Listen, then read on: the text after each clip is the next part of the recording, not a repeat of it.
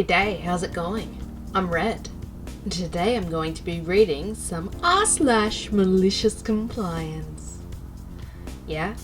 You ready? Okay, let's go! I'll make the quesadillas exactly as ordered, but you pay the dry cleaners. Back in the beginning of the 21st century, I was working in a cafe sandwich shop. It was a 24/7 shop in a prime location, an area with lots of uni students and a very active nightlife, and the road was a major artery for anyone travelling in or out of the city. When I started as a first-year uni student trying to make some money, the shop was one of four, a small chain. Gary, the owner-manager, had bought the rights from the original shop. Gary was also doing quality control for the shop, because at that point, every shop had separate vendors. Fast forward 2 years, the original owners decide to incorporate because they have a lot of offers for franchising and a couple of problems with quality control have appeared. So they bought back all the shops and instituted a more centralized approach to vendors. That was good for Gary because he was the owner of the building, so he basically became a salaried manager and got extra income for the rent. Initially, nothing changed. We were still number 2 in sales, product was good. Then Dick entered the picture. Dick was the new regional manager. The small chain had become big enough to reach national level, and the person responsible for quality control. He was considered something of a golden boy, having a business degree and helping with the expansion. The problem came from his ego. You see, Dick had done a cooking workshop that provides a certificate but nothing more, and considered himself something of a chef. His first major change was installing a crepe station. Not restaurant quality crepes, but crepes on the go, folded like a triangle. That is important for later. While horrible to learn at the beginning, it quickly became one of our best sellers. We usually went over 10 litres of crepe mixture on a slow day. Having success with his first change, Dick decided to apply his chef training and implement some new things. At that point in time, Mexican cuisine was becoming popular in my country, due mostly to cooking shows. Dick decides to ride the trend and starts putting Mexican options on the menu. In reality, that meant 2 more set sandwiches and crepes, the ones on the board, and a few more customization options for sandwiches and crepes. And here begins the problem. As I said, Mexican cuisine was quite a new thing.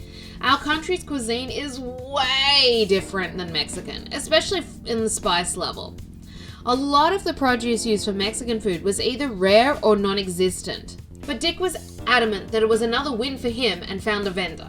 And the quality started to fail. We started to receive buckets of pre-made chili and quesos and jars of pickled jalapenos and pre-made guacamole and pico de gallo dips. Also blocks of white cheese labeled queso blanco. The queso was an orange paste with some red bits in it. According to hubby, under bad light it could pass for bad queso, and left a very plastic taste. It reminded me of clay. One taste of that kept me away from Mexican food for a while. The jalapenos. They were pickled Thai green chilies labeled as jalapenos. Oh no. Meaning they were way hotter than expected.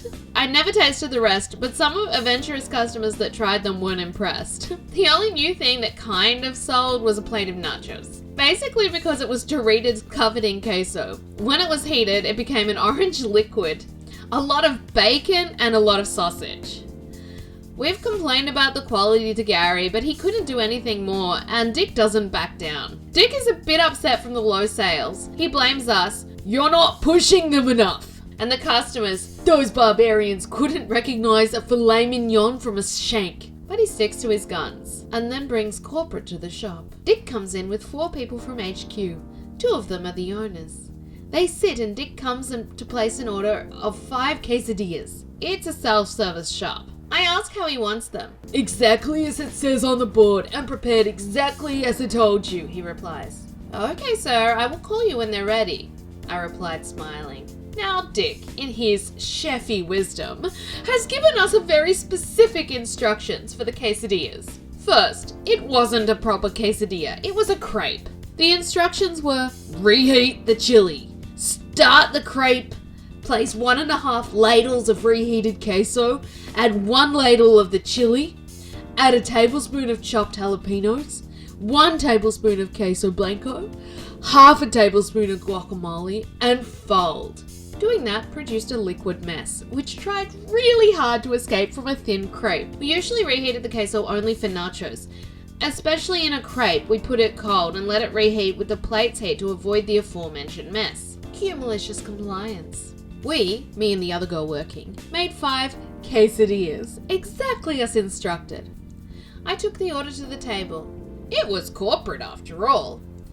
And waited for the results. 5 people wearing white shirts and suits bit into the quesadillas, and the quesadillas almost simultaneously exploded, raining melted cheese and red chili on them. Some of them have bitten a jalapeno, and the heat is hitting them hard. A few choice words were heard. We brought them 2 bottles of water for the heat and 2 full packs of napkins to clean what they could. Let's just say the new menu wasn't a blast with HQ. After they left, Dick came back. He was beyond angry. He approached the bench, bypassing the line. It was during one of our rush hours, and made a scene. "You stupid cow! You made me look bad because you don't like Mexican food. You can't even follow basic instructions. The cleaning of your mess will be deducted from your pay." And some other more offensive stuff. I was standing there dumbfounded along with a long line of customers hearing this outburst, and then Gary intervened. "Shut the F up." "What the F did you say?" I said, "Shut the F up. The girls followed your instructions to the letter. Don't try and blame them for your mistakes or make them pay for your dry cleaning." "I can do what the F I want, and when I'm finished with them, maybe I'll find another manager for this shop." "I would love to see you try." "Oh, I will! And he stormed out. Immediately, Gary called HQ and notified them about what had happened. He also gave an ultimatum.